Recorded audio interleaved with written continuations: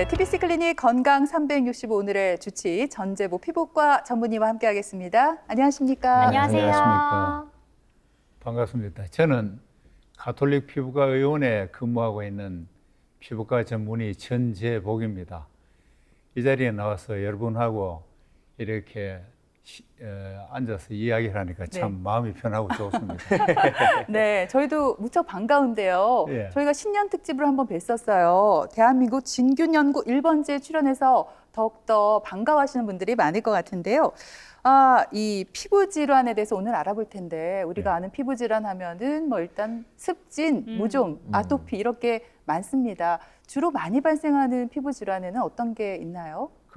우리나라의 경우에 피부 질환을 보면은 습진 또는 다른 말로 네. 피부염 같은 말입니다. 예. 이것이 한 3분의 1.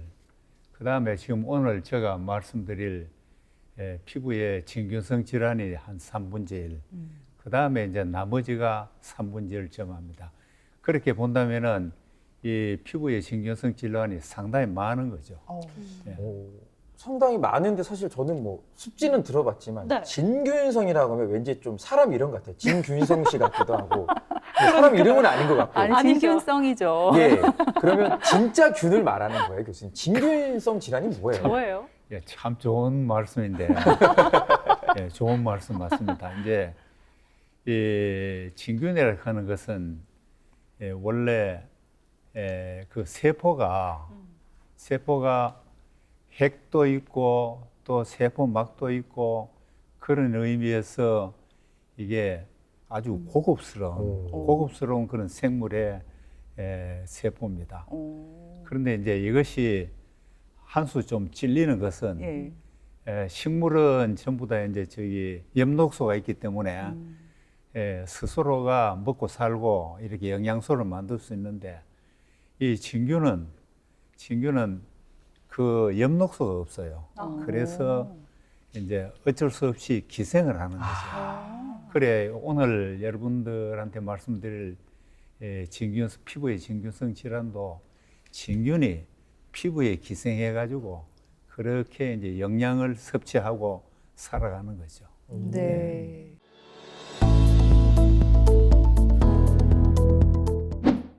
인체의 가장 바깥 부분에서 각종 자극을 먼저 받고 계절이나 날씨의 변화에 민감하게 반응하는 우리의 피부. 우리 몸의 최전선에 있는 이 피부에 곰팡이가 기생하면서 생기는 병. 바로 진균성 질환인데요. 먼저 피부 표면의 각질층, 털 등의 기생에 병변을 만드는 백선은 우리에게는 발에 생기는 백선인 무좀으로 잘 알려져 있고요. 이 밖에도 특정 효모균이 기생하며 진무름, 발진을 만드는 칸디다증, 혹은 비듬이 덮인 반점을 만드는 어루러기 등이 피부 표면에 생기는 대표적인 진균성 질환입니다. 살면서 한 번쯤 겪게 되지만 증상 자체를 가볍게 보고 넘기거나 잘못된 민간요법 등으로 만성으로 발전해 치료기간이 길어질 수도 있는 피부의 진균성 질환. 정확한 증상과 적절한 치료, 예방하는 방법까지 국내 유일의 진균의학연구소에서 수십 년간 진균을 연구해온 전재복 피부과 전문의와 함께 알아봅니다. 그러니까 일종의 피부에 감염되는 어떤 곰팡이라고 보면 될까요? 예, 맞습니다. 그렇다면 이 곰팡이로 인해서 생길 수 있는 질환들은 어떤 게 있을까요? 우리 이제 사람의 경우에 이제 세 가지 뭐 다른 것도 많습니다. 네. 많은데 여기에 이제 피부의 표면에 오는 그런 병을 세 가지로 말씀드리면은 우선에 이제 속칭 무좀이라고 이야기하는 그런 등속이 있습니다. 그거는 각질을 좋아하는 그런 사상균, 그걸 피부 사상균이라고 하는데 그것 때문에 생기는 그런 이제 백선이 있고요. 백선이 있고 또 한 가지는 이제 그 곰팡이 가운데 칸디다라는 그런 이제 그 곰팡이가 있습니다. 그 때문에 생기는 칸디다증. 마지막으로는 이제 그 말라세지아 곰팡이 하는 그 때문에 생기는 어루러기. 아주 고래 수혈을 간단하게 말씀드리면 그 세 가지입니다. 네. 그 말고도 많아요. 아, 그렇구나. 많은데 일반 시청자분들한테 이제 친근하고 한 거는 그 세 가지를 들어서 이야기할 수 있습니다. 네. 친근하긴 하지만 걸리고 싶진 않은데요. 맞아요. 멀리하고 싶어요. 네, 대표적인 질환들 짚어주셨는데 그 가운데서 일단 백선이 어떤 질환인가요? 백선은 이제 백선균이 있습니다. 예. 백선균 또는 피부 사상균이라고 이야기를 하는데 이 피부 사상균은 뭐를 좋아하나 할 것 같으면은 각질을 좋아합니다. 어허. 예, 각질 중에 아주 흔한 기로는 피부 제일 표층에 있는 게 각질층이거든요. 네. 네. 그 다음에 또 각질이 이제 머리털, 어허. 예, 털. 그 다음에 또 되어 있는 게 손발톱, 네. 예, 이런 것 전부 다 각질성 구조물이죠. 그래서 이제 이 각질성 구조물을 좋아한다. 바꿔 말하면 거기에 기생을 하는 그런 곰팡이가 바로 피부 사상균 하는 곰팡이입니다. 피부 사상균. 그러면은 흔히 왜 발에 무좀 많이 생기는 거는 발에 각질이 많아서 그런가 또 궁금하기도 하고요. 오. 그 백선을 일으키는 곰팡이 종류도 굉장히 다양할 것 같은데 예. 그 종류랑 또 어떤 증상을 일으키는지도 좀 알려주세요.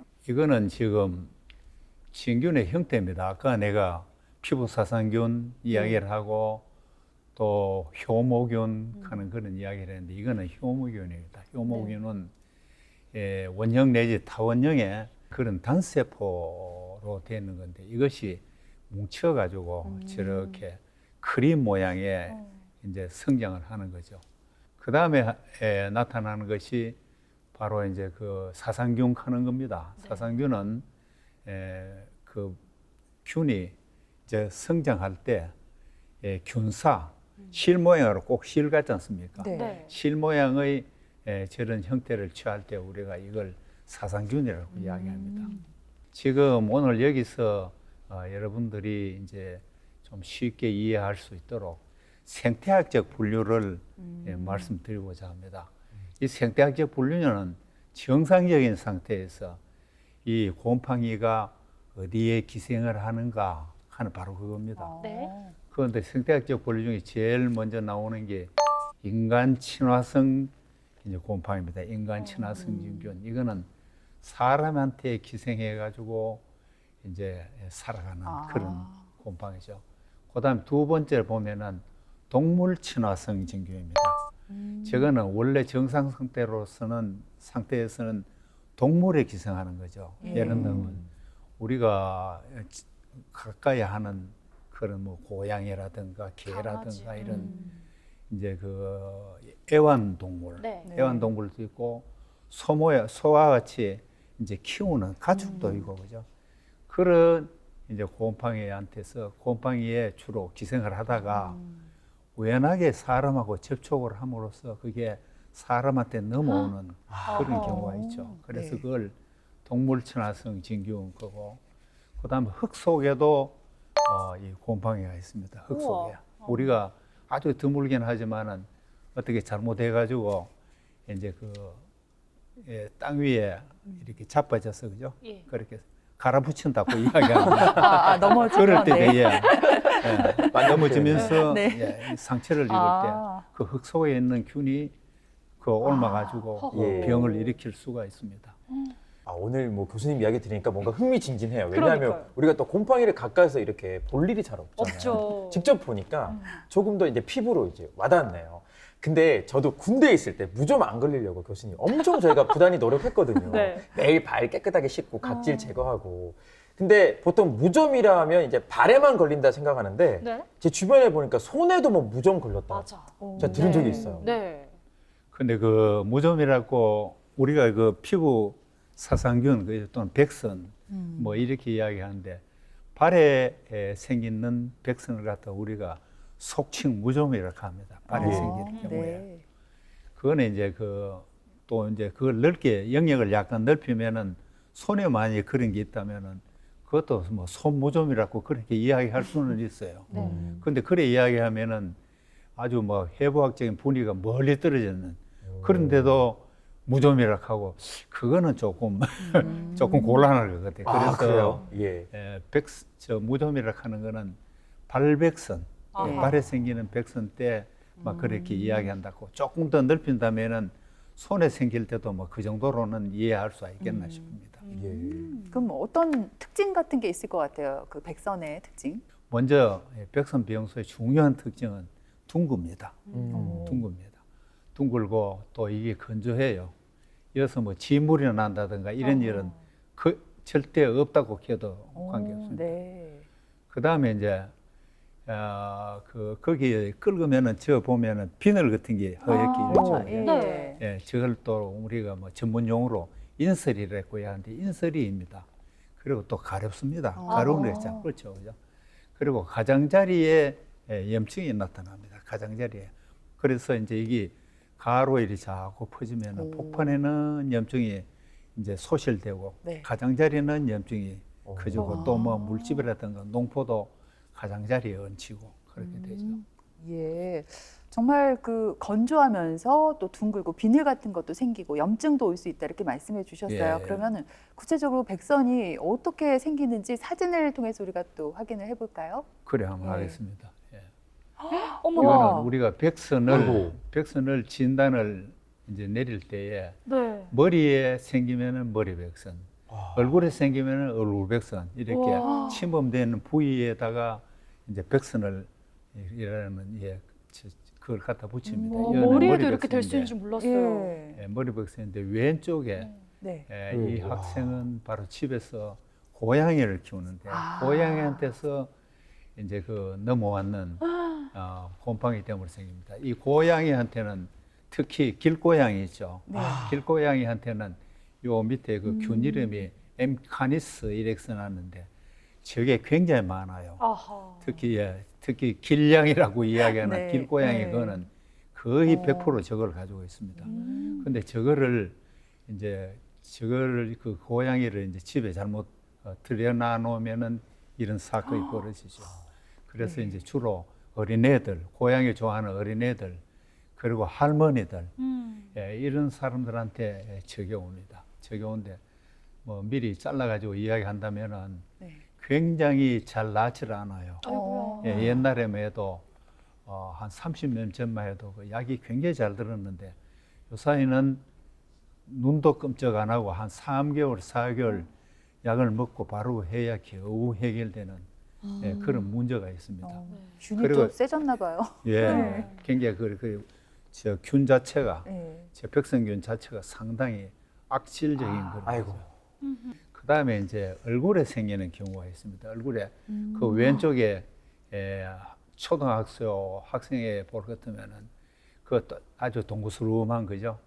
아주 정직한 그런 병수가 있습니다. 뭐 그냥 네. 붙인 것 같아요, 동그란 거를. 그리고 이제 오른쪽에 저 아저씨 볼 것 같으면 얼굴 전체에 다 이게 퍼져 있어요. 그건 뭔가, 왜냐하면 예, 우들두들한데요? 그만 요 사이는 뭐 어지간하면 전부 다 병원에 와가지고 약을 처방받고 이래 하는데 옛날에는 자기 나름대로 막 약국에 가서 약 받는데 그 약 받을 때 스테로이드 연고를 갖다가 계속 바르며 스테로이드 연고를 계속 바르면은 우선에는 수고지는 것 같아요. 그런데 자꾸 심해집니다. 네. 그래서 이 오른쪽에 남자분은 그런 스테로이드 연고를 아주 장시간 발라가지고 그 전형적인 그런 백선 병소는 없어지고 온 얼굴에 전부 다 퍼져 있거든요. 이게 굉장히 진단하기 어렵습니다. 그 다음에 이제 이 몸에 있는 걸 우리가 몸백선까지 그죠? 몸백선 그런데 전형적인 거는 왼쪽에 이제 그 복부에 그죠? 지어병소입니다. 가장자리가 둥글둥글하죠, 그죠? 예. 둥글둥글하고. 그런데 오른쪽에는 이 집에 바로 소를 키우는 집입니다. 어허. 소 사육하는 그런 집인데 그 아까 말씀드렸다시피 이런 저 동물균은 동물에 기생하는 그는 사람한테 넘어올 때 굉장히 염증이 심합니다. 네. 염증이 심하죠. 등에. 네, 진짜 싫어. 급이 할 것 같으면 왼쪽에 여는 염증이 그렇게 없습니다. 그건 왜냐하면은 왼쪽에 균, T 루브룸 그는 저 균은 사람에 주로 기생하는 그런 겁니다.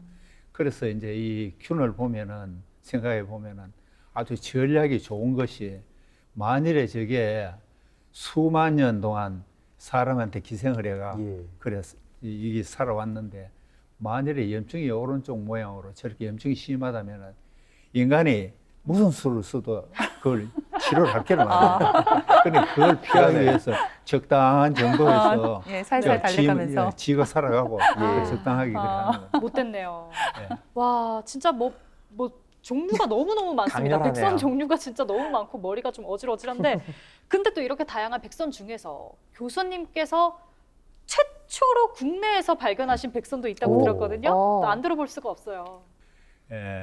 1990년도 중반에 네. 90년도 중반에 95년쯤 됐을 거예요. 우리나라에서 없던 그런 균이 분리가 됐어요. 네. 그거는 외국에서 주로 이제 레슬링 선수한테 이제 그 기생을 해가지고 이게 뭐 국제 시합을 하면 그게 넘어가고 하는 그런 균이었습니다. 그런 예. 균인데 이게 우리나라에서 처음으로 분리되는 거예요. 그래서 그 참 이상하다 이래가지고 그 분리가 되는 그 환자 학생한테 물어봤죠.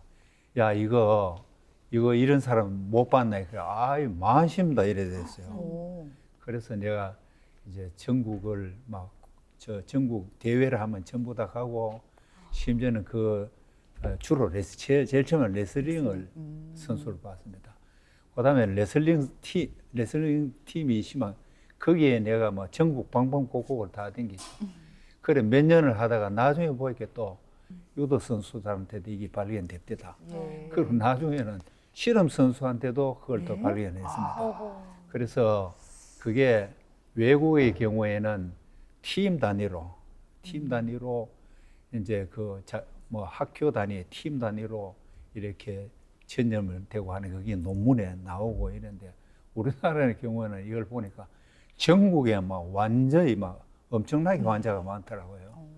예, 그래서 그걸 이제 각 이제 운동 종목에 그런 협회에 이제 그 자극이 되고 그래 그때부터 본격적으로 치료를 시작했는데 현재는 그게 그 균이 거의 다 없는 것 같아요. 오. 없는데 지금 요사이는 내가 그걸 다니면서 전국 규모로 조사를 못 해봐서 지금 현재 말을 하기 어려운데 내가 이래 전체적인 분위기를 볼 것 같으면은 상당히 많이 없어졌는 게 아닌가 이런 생각을 합니다. 네. 뭐 말씀하신 대로 레슬링이나 유도 같은 경기는 정말 밀접 접촉을 통해서 운동 경기가 이루어지잖아요. 네. 그러니까 감염이 될 텐데 이 말씀해 주신 것처럼 그 백선, 모종 같은 경우에도 가족들끼리 접촉을 통해서 많이 감염이 되겠죠. 무좀을 갖다가 이제 발백선에 국한해가 이야기한다면 네.